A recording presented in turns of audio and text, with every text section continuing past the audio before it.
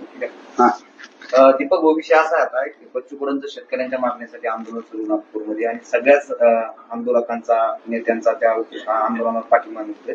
तुम्ही देखील सहभागी होण्यासाठी पाठिंबा देण्यासाठी जाणार असल्याची माहिती काय सांगाल, कधी जाणार काय? नाही, नक्की मी सकाळीच निघालो होतो, परंतु आता ते रात्री आंदोलन थांबलेलं आहे आणि परत आता चर्चा काय होते त्याच्याविषयी अजून ठोस अशी काही भूमिका समोर नाहीये. परंतु जर बच्चू कडू आणि शेतकरी बांधव जर तिथं बसलेले असतील तर मी नागपूरला जाणार आहे.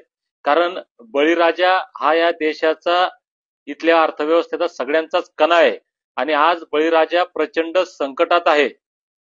हे आसमानी सुलतानी संकट म्हणजे आपण जर पाहिलं तर आपल्या आयुष्यातील, माझ्या तरी या कळतं तेव्हापासूनच्या आयुष्यातील हे सर्वात मोठं संकट आहे. इतक्या मोठ्या प्रमाणामध्ये अतिवृष्टी आपण कुणीही पाहिलेली नाही.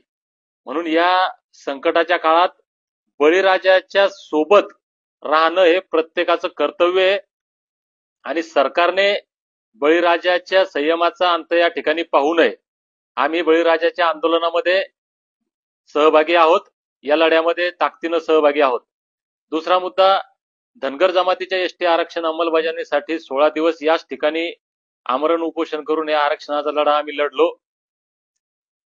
आता या लढ्याची पुढील दिशा म्हणून राज्यभर समाज बांधवांच्या भेटीगाठी घेऊन त्यांचे आभार मानणे, या लढाईसाठी त्यांच्यामध्ये नवी ऊर्जा आणि नवा आत्मविश्वास निर्माण करणे, यासाठी पुढील आठवड्यापासून राज्यभर फिरणार आहोत.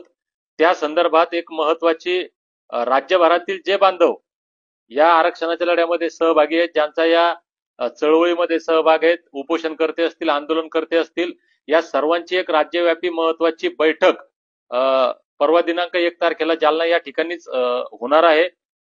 आपल्या माध्यमातून मी राज्यातील समाज बांधवांना जे जे या लढ्यामध्ये आपलं योगदान देण्यासाठी इच्छुक आहेत त्यांनी या बैठकीसाठी आवर्जून उपस्थित राहावं.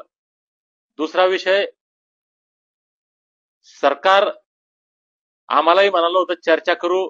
सरकारला आमचं म्हणणं आहे की देवेंद्र फडणवीस साहेब यांनी शब्द दिलेला आहे, अटल बिहारी वाजपेयी साहेब यांनी शब्द दिला होता आणि आत्ताचे पंतप्रधान नरेंद्र मोदी यांनी सुद्धा शब्द दिलेला आहे.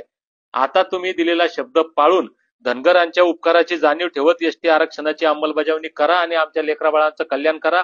सध्या बळीराजा आणि सर्वच समाज घटक हे संकटात आहेत.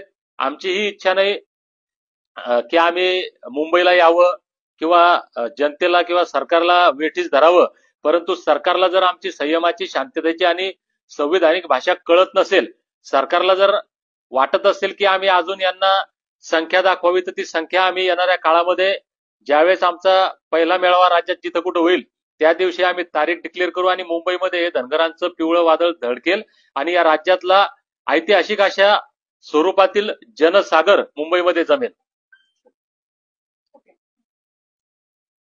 ओके, धन्यवाद. धन्यवाद.